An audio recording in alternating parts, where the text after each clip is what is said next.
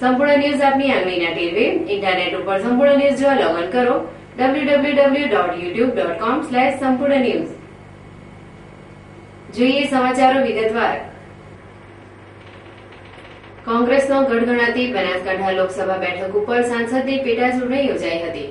જોકે કોંગ્રેસ સ્વર્ગસ્થ સાંસદ મુકેશદાન ગઢવીના નિધનથી ખાલી પડેલ બેઠક જાળવી રાખવા માટે સ્વર્ગસ્થ સાંસદના ધર્મપત્ની કૃષ્ણાબેન ગઢવીને ચૂંટણી જંગમાં ઉતાર્યા હતા। જોકે ભાજપ કોંગ્રેસ વચ્ચે યોજાયેલા આ કશ્મકશભર્યા ચૂંટણી જંગમાં કોંગ્રેસના કૃષ્ણાબેન ગઢવી સહાનુભૂતિના મત મેળવવામાં નિષ્ફળ રહ્યા હતા, જેના કારણે બનાસકાંઠા સાંસદની પેટા ચૂંટણીમાં કોંગ્રેસની ભૂંડી હાર થઈ હતી। આમ ભાજપે કોંગ્રેસ પાસેથી બેઠક આંચકી લેતા જિલ્લા કોંગ્રેસમાં સન્નાટો છવાઈ જવા પામ્યો હતો। જોકે કોંગ્રેસે પરાજયનો સ્વીકાર કર્યો છે અને જિલ્લા કોંગ્રેસ પ્રમુખ ઝાકીર હુસેન ચૌહાણે ચૂંટણી જંગમાં હાર થતા નૈતિકતાની ફરજ રૂપે પોતાના હોદ્દા ઉપરથી રાજીનામું ધરી દીધું છે, જેને લઈ જિલ્લા કોંગ્રેસમાં ભારે સન્નાટો છવાઈ જવા પામ્યો છે। જોકે જિલ્લા કોંગ્રેસ પ્રમુખના પગલે દિયોદર તાલુકા કોંગ્રેસ પ્રમુખ BK જોશીએ પણ પોતાના હોદ્દા પરથી રાજીનામું ધરી દીધું છે। આમ લોકસભા પેટા ચૂંટણીના પરિણામ સાથે જ કોંગ્રેસના બે નેતાઓએ પોતાના હોદ્દા ઉપર રાજીનામું ધરી દેતા જિલ્લા કોંગ્રેસમાં ભારે ખળભળાટ મચી જવા પામ્યો હતો। ત્યારે હવે જોવાનું એ રહ્યું કે પ્રદેશ મોવડી મંડળ આ બંને હોદ્દેદારોના રાજીનામા મંજૂર કરે છે કે કેમ। બનાસકાંઠામાં ઉનાળો મધ્યાંતરે પહોંચ્યો છે, જેના કારણે દિવસ દરમિયાન આકાશમાંથી અગનગોળા વરસતા થયા છે, જેને લઈ જિલ્લાવાસીઓ ત્રાહિમામ પોકારી ઉઠ્યા છે। જોકે છેલ્લા એક અઠવાડિયાથી જિલ્લામાં સાંજના સમયે વાતાવરણમાં બદલાવ આવી રહ્યો છે, જેમાં ક્યારેક વાવાઝોડું અને વરસાદ સૂકી ધરતીને ભીંજવી જાય છે, ત્યારે બીજા દિવસે બફારો જોર પકડી રહ્યો છે। જોકે આજે દિવસ દરમિયાન સૂર્યનારાયણે પ્રકોપ વરસાવ્યો હતો, જેને લઈ બપોર દરમિયાન બહાર ન નીકળવાનું મુનાસિબ માન્યું હતું, જેના કારણે માર્ગો અને શહેરો સુમસામ બની જવા પામ્યા હતા, જે જોતા જાણે શહેરમાં કર્ફ્યુ લાગ્યો હોય તેવો નજારો સર્જાયો હતો। જોકે વૈજ્ઞાનિકો ચાલુ વર્ષે ચોમાસું વહેલું હોવાની આગાહીઓ કરી રહ્યા છે, તો બીજી બાજુ સૂર્યનારાયણ દિન પ્રતિદિન પોતાનો પ્રકોપ વધારી રહ્યા છે, જેને લઈ જનજીવન સહિત પશુ પંખીઓ અસ્તવ્યસ્ત થઈ જવા પામ્યા છે। તો બીજી બાજુ ગરમીથી તોબા પોકારી ઉઠેલ જિલ્લાવાસીઓ હવે તો વરસાદ માટે મીટ માંડી રહ્યા છે। ડીસા તાલુકાના લાખણી ગામની પવિત્ર ધરતી પર બિરાજમાન જગતજનની શ્રી હિંગળાજ માતાજીનો ભવ્ય પાટોત્સવ યોજવામાં આવ્યો હતો। ગામના ઈષ્ટદેવીના આ મહોત્સવમાં ગામના વેપારીઓએ પોતાના ધંધા રોજગારમાં સંપૂર્ણ બંધ પાળ્યો હતો, જ્યારે મંદિર પરિવાર દ્વારા માતાજીના પ્રસાદ સહિત ઝાપા ચૂંટણીનું સુંદર આયોજન કરવામાં આવ્યું હતું। લાખણી ગામે બિરાજમાન હિંગળાજ માતાજીના પ્રાણ પ્રતિષ્ઠા મહોત્સવની ગ્રામજનો દ્વારા ઉત્સાહભેર ભવ્ય ઉજવણી કરવામાં આવી હતી, જેમાં ગત રાત્રે મંદિર પરિસરમાં માતાજીનો ભજન સત્સંગનો કાર્યક્રમ યોજવામાં આવ્યો હતો, જ્યારે આજે સવારે માતાજીનો યજ્ઞ યોજવામાં આવ્યો હતો, જેમાં વૈદિક મંત્રોચ્ચાર વચ્ચે માઈ ભક્તોએ હવનમાં આહુતિ આપી હતી, જે બાદ બપોરે માતાજીના પ્રસાદનું આયોજન કરવામાં આવ્યું હતું, જ્યારે મંદિર ઉપર ધ્વજારોહણ સાથેના ધાર્મિક કાર્યક્રમો યોજવામાં આવ્યા હતા।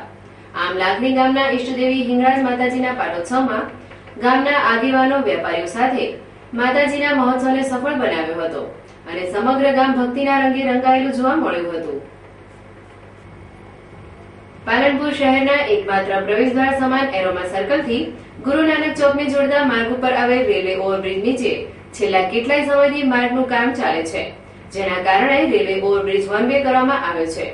જોકે તંત્રની લાપરવાહી કહો કે કોન્ટ્રાક્ટરની ઢીલી નીતિ, જેના કારણે રેલવે ઓવરબ્રિજનું કામ મંદ ગોકળગાયની ગતિએ ચાલી રહ્યું છે, જેના કારણે શહેરીજનો, વાહન ચાલકો અને સાથે સાથે ટ્રાફિક જવાનો પણ મુશ્કેલીમાં મુકાઈ જવા પામ્યા છે। પાલનપુરના એરોમા સર્કલને વન વે કરવામાં આવતા દિવસમાં મોટા ભાગે રેલવે ઓવરબ્રિજ તેમજ ગુરુ નાનક ચોક ખાતે વાહનોની ભરમારથી ચક્કાજામ સર્જાય છે, જેમાં આકરા તાપમાં વાહન ચાલકો તેમજ મુસાફરોને શેકાવવું પડે છે, જ્યારે ટ્રાફિક પોલીસને પણ ટ્રાફિક હળવું કરવા માટે પરસેવો પાડવો પડે છે, જેમાં વાહનોમાંથી હજારો રૂપિયાના એંધાણનો ધુમાડો નીકળી રહ્યો છે। જોકે આ બાબતે અવારનવાર મીડિયાએ તંત્રનું ધ્યાન દોરવાનો પ્રયાસ કર્યો છે, પરંતુ તંત્રને જાણે કંઈ જ પડી ન હોય તેમ આ ટ્રાફિકની સમસ્યા ઠેરની ઠેર રહેવા પામી છે, જેને લઈ લોકોમાં રોષ ઉઠવા પામ્યો છે। ત્યારે આ રેલવે ઓવરબ્રિજનું કામ ચોમાસા પૂર્વે ઝડપથી પૂર્ણ કરવામાં આવે તે જરૂરી છે। ડીસા શહેરની ડાયમંડ સોસાયટીમાં આવેલ અર્બુદા વિદ્યા સંકુલમાં ચાલતી ગુરુ સ્કૂલ ઓફ સાયન્સમાંથી ₹10 લાખ ઉપરાંતના મુદ્દામાલની ઉઠાંતરી થતા ભારે ચકચાર મચી જવા પામી છે। જોકે આ મામલે મડાળા અને સતલાસણાના ઈસમો વિરુદ્ધ સંસ્થાના મંત્રીએ ચોરીની ફરિયાદ નોંધાવી છે, જેના પગલે પોલીસે શાળામાંથી મુદ્દામાલની ચોરી કરનાર ઈસમોને ઝડપી પાડવાની તજવીજ હાથ ધરી છે।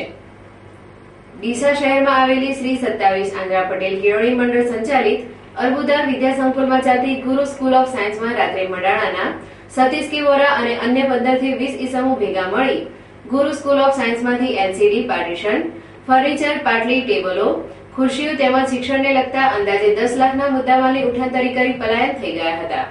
જોકે આ ચોરીના બનાવ અંગે સંસ્થાના મંત્રી નાનજીભાઈ જગમાલભાઈને જાણ થતા તેમણે મડાણાના સતીશ વોરા, સતલાસણાના ગિરીશ પટેલ તેમજ અન્ય 15 થી 20 અજાણ્યા ઈસમો વિરુદ્ધ ડીસા ઉત્તર વિભાગ પોલીસ મથકે ચોરીની ફરિયાદ નોંધાવી છે.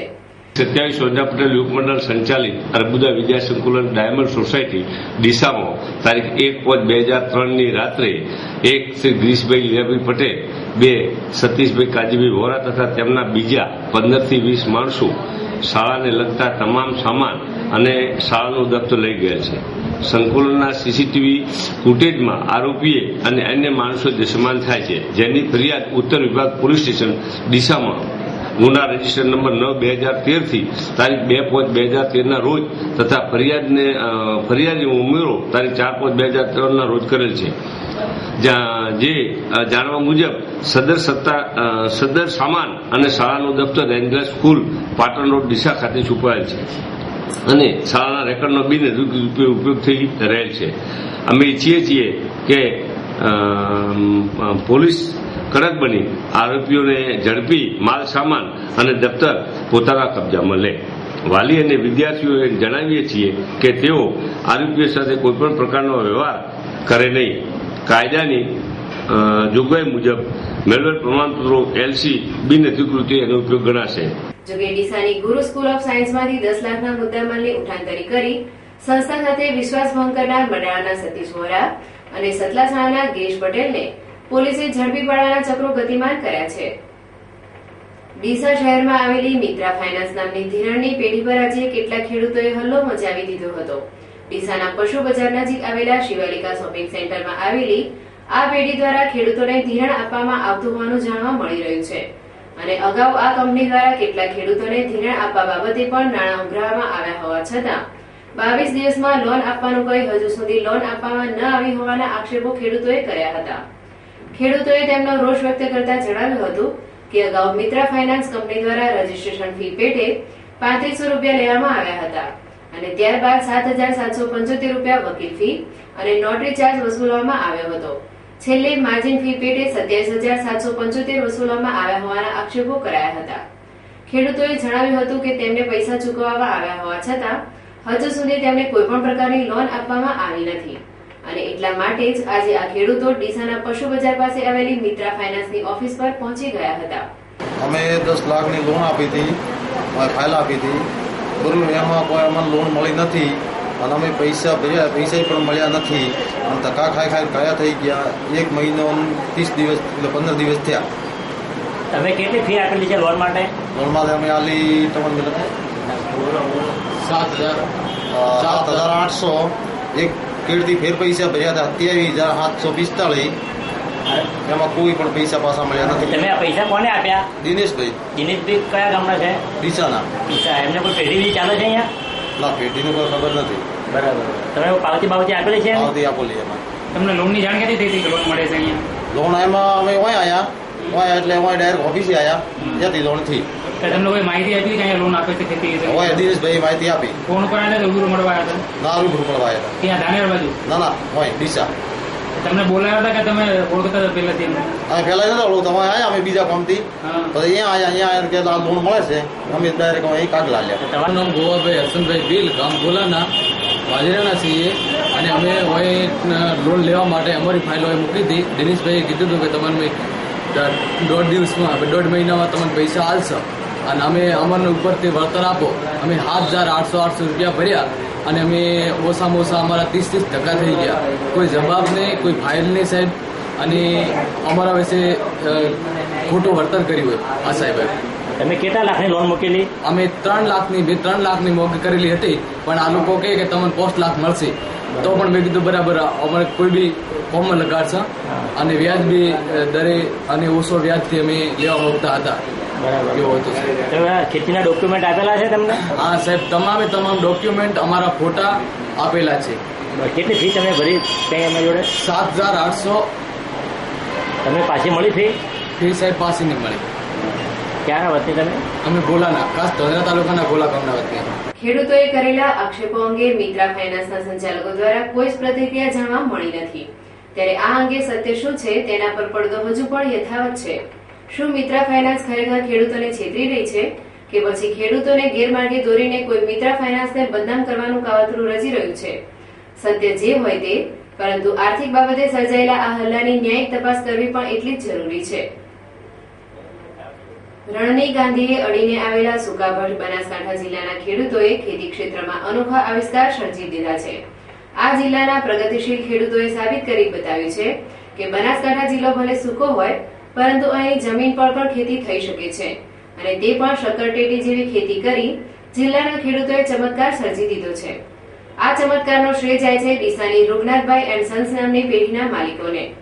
રૂગનાથભાઈ એન્ડ સન્સના માલિક ત્રિભુવનભાઈ પઢિયાર અને વિનોદભાઈ પઢિયાર દ્વારા સ્થાપવામાં આવેલી ગ્રીનફિલ્ડ સીડ્સ નામની કંપની દ્વારા શક્કરટેટી માટે ગોલ્ડન ગ્લોરી અને તરબૂચ માટે આર્યા નામની જાતના બિયારણોની જાત વિકસાવવામાં આવી છે. આ બંને જાતની ગુણવત્તા ખૂબ જ ઊંચી છે અને સ્થાનિક ખેડૂતોએ પણ તેમના ખેતરમાં આ જાતનું વાવેતર કરીને બનાસકાંઠા જિલ્લામાં આવિષ્કાર સર્જી દીધો છે. આ બંને જાતનું વાવેતર કરીને બનાસકાંઠાના ખેડૂતોએ ન માત્ર ચમત્કાર કર્યો છે, પરંતુ તેની સાથે સાથે માતબર આવક પણ મેળવી છે. સુકાભટ બનાસકાંઠા જિલ્લામાં થઈ રહેલા શક્કરટેટી અને તરબૂચની ખેતીનો ફાલ 55 થી 60 દિવસે આવવાનો શરૂ થઈ જાય છે. બનાસકાંઠા જિલ્લામાં ખેતીનો વ્યવસાય કરતા મંગળજીએ પોતાના ખેતરમાં કરેલા વાવેતરથી તેઓ સંતોષ અનુભવી રહ્યા છે. લગભગ છેલ્લા 4-5 વર્ષથી હું ગ્રીનફિલ્ડ સીડ્સની ગોલ્ડન ગ્લોરી ટેટી વાવું છું. તેમાં સારામાં સારું ઉત્પાદન મળે છે અને બીજા પણ મેં અખતરા બહુ કર્યા બીજી વેરાયટીના, પણ ગોલ્ડન ગ્લોરી જેવી મૂળ કે વ્યવસ્થિત રહે. ગોલ્ડન ગ્લોરી અને આર્યા નામની તરબૂચની જાત સૂકા રણ પ્રદેશ જેવા બનાસકાંઠા જિલ્લામાં પણ તૈયાર થાય છે અને સારી એવી આવક પણ રળી આપે છે. આ ઉપરાંત આ બંને જાતના વાવેતરથી ખેડૂતોને સારો એવો ફાયદો પણ થાય છે. અમારી જે કંપનીના જે બી ખેડૂત બિયારણ આવે છે એમને પૈસા સારામાં સારા મળે છે, પ્લસમાં ઉત્પાદન બી સારું મળે છે અને માર્કેટ બી સારું મળે છે. દરેક બિયારણમાં અમે એમ કે અમારી કંપની જૂનામાં જૂની છે ડીસા ખાતે, અને સારામાં સારું બિયારણ અમે પહેલા તો કોઈ બી બિયારણ હોય એના 2 વર્ષ અમે ટેસ્ટ લઈ અને પછી જ ખેડૂતોને આપીએ છીએ. ગોલ્ડન ગ્લોરી અને આર્યા નામની શક્કરટેટી અને તરબૂચની આ જાત ખેડૂતો માટે ફાયદાકારક હોવાનું કૃષિ વૈજ્ઞાનિકો પણ જણાવી રહ્યા છે. રઘુનાથ સીડ છેલ્લા 70 વર્ષથી શાકભાજીનું બિયારણ તો કરે જ છે, પરંતુ છેલ્લે 7 વર્ષથી આ ગ્રીનફિલ્ડ છે એ બિયારણ લાવ્યા છે.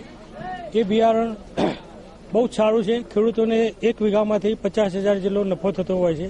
અને અહીંયા જે સૂકો વિસ્તાર છે એમાં આ બિયારણ વાપરવાથી એ બહુ મીઠું થવાનું, એટલે એ પણ હાલ આજે ખેડૂતોએ નિદર્શનો પણ જોયું અને એનું ચાખી અને ટેસ્ટ કરીને પણ કહ્યું કે બહુ મીઠું જ છે. બનાસકાંઠા લોકસભા બેઠક કોંગ્રેસનો ગઢ ગણાતી હતી, પરંતુ કોંગ્રેસના આ અકબંધ ગઢમાં ભારતીય જનતા પાર્ટીના ઉમેદવાર હરિભાઈ ચૌધરીએ ગાબડું પાડી વિજય પતાકા લહેરાવી છે. જોકે કોંગ્રેસના પરાજય માટે કોંગ્રેસની આપસી ફાટફૂટ, આપસી ટાંટિયા ખેંચ અને કોંગ્રેસના ચૂંટણી ટાઈમે પરસ્પરના સંકલનના અભાવ જવાબદાર છે. બનાસકાંઠા લોકસભાની બેઠકની પેટા ચૂંટણીમાં કોંગ્રેસે સ્વર્ગસ્થ મુકેશભાઈ ગઢવીના ધર્મપત્ની કૃષ્ણાબેન ગઢવીના નામની જાહેરાત કરી ત્યારથી જિલ્લા કોંગ્રેસમાં કકળાટ શરૂ થઈ ગયો હતો અને આંતરિક ખેંચતાણ ચાલુ થઈ ગઈ હતી. વધુમાં સ્વર્ગસ્થ બીકે ગઢવીના કુટુંબમાં પારિવારિક પ્રશ્નો પણ ઉભા થયાનું ચર્ચાસ્પદ બન્યું હતું. ચૂંટણી ટાઈમે જિલ્લા કોંગ્રેસ કાર્યાલયથી લોકોને કાર્યકરોને સંતોષકારક જવાબો પણ મળતા ન હતા. કોંગ્રેસના કાર્યકરો ચૂંટણી ટાઈમે એકબીજા સાથે સંકલન જાળવવામાં નિષ્ફળ નીવડ્યા હતા, જેથી ચૂંટણી ટાઈમે કોંગ્રેસના મહેનતુ કાર્યકરો નારાજ થઈ ઘર પકડી બેઠા હતા અને ઘેર બેઠા બેઠા કોંગ્રેસનો વાવટો સંકેલાય તેવા ખાનગીમાં પ્રયાસો કર્યા હતા. વળી કૃષ્ણાબેન ગઢવી પણ એકલવીર યોદ્ધાની જેમ પોતે જીતવાના છે તેવા વધુ પડતા આત્મવિશ્વાસમાં રાજતા હતા, જેથી મતદારોએ પણ કોંગ્રેસના પરિવારવાદની ગંભીર નોંધ લઈ પરિવારવાદમાં રાજતી કોંગ્રેસને જાકારો આપી સજ્જડ હારનો સ્વાદ ચખાડેલ છે. ત્યારે 2014ની લોકસભા બેઠક માટે કોંગ્રેસી નેતાઓએ અત્યારથી જ મનોમંથન કરવું જરૂરી છે. ભારતીય જનતા પાર્ટીના સંનિષ્ઠ આગેવાન અને રાષ્ટ્રવાદી વિચારસરણીથી રંગાયેલા સર્વમાન્ય ઉમેદવાર હરિભાઈ ચૌધરીએ કોંગ્રેસના ઉમેદવાર કૃષ્ણાબેન મુકેશભાઈ ગઢવીને જંગી મતોથી પરાજય આપી ભવ્ય જીત મેળવતા તેઓ બનાસકાંઠાના 3જી વાર સાંસદ બનવાનું શ્રેય પ્રાપ્ત કરેલ છે. હરિભાઈ ચૌધરીએ અગાઉ 1998ની ચૂંટણીમાં કોંગ્રેસના ઉમેદવાર BK ગઢવી સામે 84,756 મતોથી વિજય પ્રાપ્ત કર્યો હતો. ત્યારબાદ 1999માં પણ BK ગઢવી સામે 25,976 મતોથી ભાજપના હરિભાઈ ચૌધરી વિજેતા બન્યા હતા. જે બાદ 2013માં એટલે કે 10 વર્ષ બાદ આ વખતે પણ લોકસભા પેટા ચૂંટણીમાં હરિભાઈ ચૌધરીએ સ્વર્ગસ્થ મુકેશ ગઢવીના ધર્મપત્ની કૃષ્ણાબેન સામે ચૂંટણી લડીને 71,977 મતોથી ભવ્ય વિજય મેળવી જિલ્લામાં કુલ 5 વખત ચૂંટણી લડી 2 વખત પરાજિત થઈ 3 વાર સાંસદ પદે ચૂંટાયા છે. તેઓએ ત્રીજી વાર MP બની હેટ્રિક નોંધાવી છે. ફરી એક નજર આજના મુખ્ય સમાચાર ઉપર. બનાસકાંઠા સાંસદની પેટા ચૂંટણીના પરિણામથી કોંગ્રેસમાં પડે ઘેરા પ્રત્યાઘાત. હાર સહન ન થતા જિલ્લા કોંગ્રેસ પ્રમુખ જહાંગીર ચૌહાણે આપ્યું પોતાના હોદ્દા ઉપરથી રાજીનામું. ડીસાની ગુરુ સ્કૂલ ઓફ સાયન્સમાં થઈ ₹10 લાખના મુદ્દામાલની ઉઠાંતરી. સંસ્થાના મંત્રીએ મડાણાના શખ્સ સહિત 20 ઇસમો વિરુદ્ધ નોંધાવી પોલીસ ફરિયાદ. ડીસામાં મિત્ર ફાઇનાન્સ નામની ધિરાણ પેઢી ઉપર ખેડૂતોએ મચાવ્યો હંગામો. કંપનીએ લોન ન આપતા ખેડૂતોનો રોષ પહોંચ્યો 7મા આસમાને. ભાજપના લોકપ્રિય નેતા હરિભાઈ ચૌધરીએ સાંસદ તરીકે હેટ્રિક નોંધાવી. હરિભાઈ ત્રીજી વાર બન્યા બનાસકાંઠાના સાંસદ. આ હતા અત્યાર સુધીના સમાચાર. વધુ સમાચાર સાથે ફરી મળીશું. નમસ્કાર.